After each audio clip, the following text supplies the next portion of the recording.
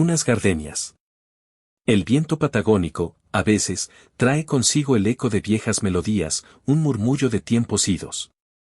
Pero para Clara, cada amanecer era una sinfonía desafinada, un tañido constante de la memoria de Inés, su suegra. La casa que compartía con Martín, su esposo, con Inés, no era un hogar, sino un laberinto de susurros y miradas oblicuas. Inés no alzaba la voz, no necesitaba hacerlo. Sus gestos, sus silencios, la manera en que movía el azucarero 1 centímetro a la izquierda cada vez que Clara lo ponía a la derecha, eran suficientes para tejer una red invisible de desasosiego que asfixiaba el aire. Clara recordaba con nitidez el día que llegaron las gardenias. Las había plantado con esmero en el jardín, un rincón de color marfil en la sobriedad parda del paisaje, un acto de fe en la belleza. Las cuidaba, las hablaba en voz baja, como si fueran confidentes de sus anhelos más íntimos. Soñaba con que sus flores dieran vida a ese hogar, que infundieran calidez y ternura con su fragancia. Pero una mañana, las encontró mustias, con los pétalos amarillentos y caídos, como si un invierno repentino, cruel y selectivo, hubiera caído solo sobre ellas. Sentada en el porche, sorbía su mate con una calma inquietante. ¿No te gustan las gardenias, suegra?, había preguntado Clara, la voz apenas un hilo, conteniendo la desesperación. Inés solo alzó una ceja, el sol de la mañana bailando en sus ojos claros, y dijo, las flores marchitas también tienen su belleza, Clara. Aprendes a convivir con ellas, ¿no crees? En ese instante, Clara sintió el peso de una verdad incómoda. Inés no solo se refería a las flores, sino a la vida misma que Clara intentaba construir. Aquel día, el aroma agridulce de las gardenias marchitas se aferró a una esencia amarga que se mezclaba con el olor a cera vieja de la casa y el aroma a leña quemada del hogar. Ese olor, esa opresión, no se desvanecía. Martín, siempre ajeno a las sutilezas de ese duelo silencioso, la abrazaba por las noches, pero el calor de su cuerpo no lograba disipar el frío que se instalaba en el alma de Clara, una grieta que se abría más y más con cada amanecer. Ella buscaba la trascendencia en los pequeños gestos, en el tacto de la tela de lino que cosía para la casa, en el sabor del té de tilo que preparaba para Martín, buscando una chispa de magia en la rutina.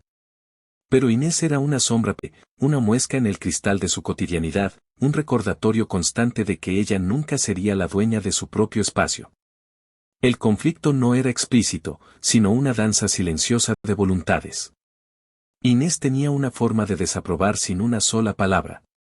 Un día, Clara quiso redecorar el salón con cortinas más claras, con la ilusión de abrir la casa a la luz. Inés la observó desde el umbral, con los brazos cruzados.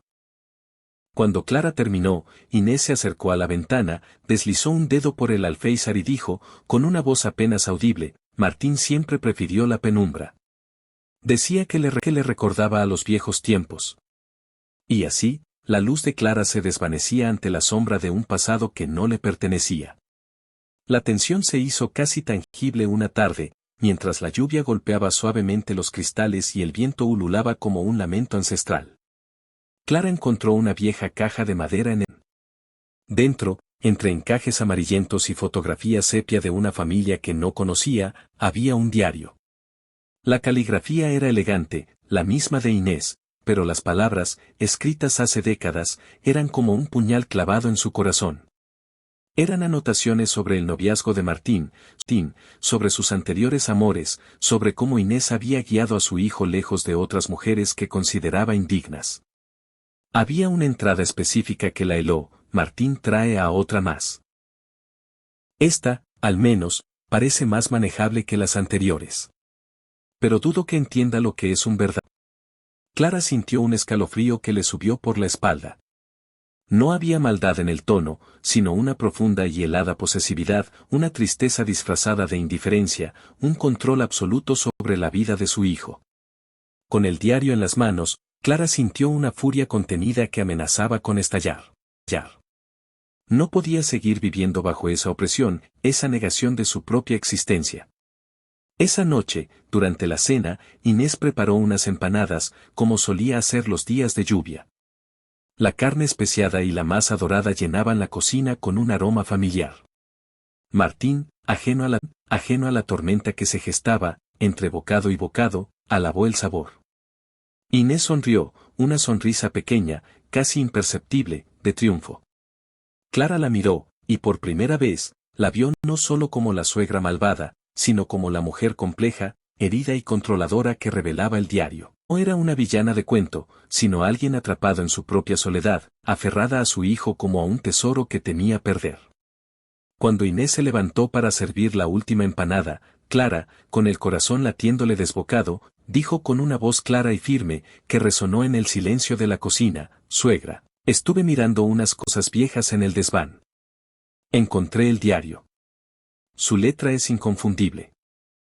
Inés se detuvo, el plato de empanadas en el aire, su sonrisa se desvaneció. Sus ojos, antes tranquilos, se abrieron con una mezcla de sorpresa y terror. La mano que sostenía el plato tembló, y la empanada cayó al suelo, esparciendo su relleno. Martín levantó la cabeza, confundido.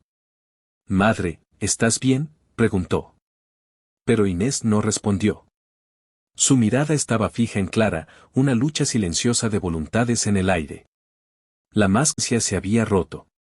Y en ese instante, en el leve temblor de las manos de Inés y en la empanada deshecha en el suelo, Clara sintió una extraña mezcla de liberación y compasión. Había confrontado la sombra, y aunque el camino por delante era incierto, ya no sentía el amargo aroma de las gardenias marchitas, sino el de una verdad cruda, pero liberadora.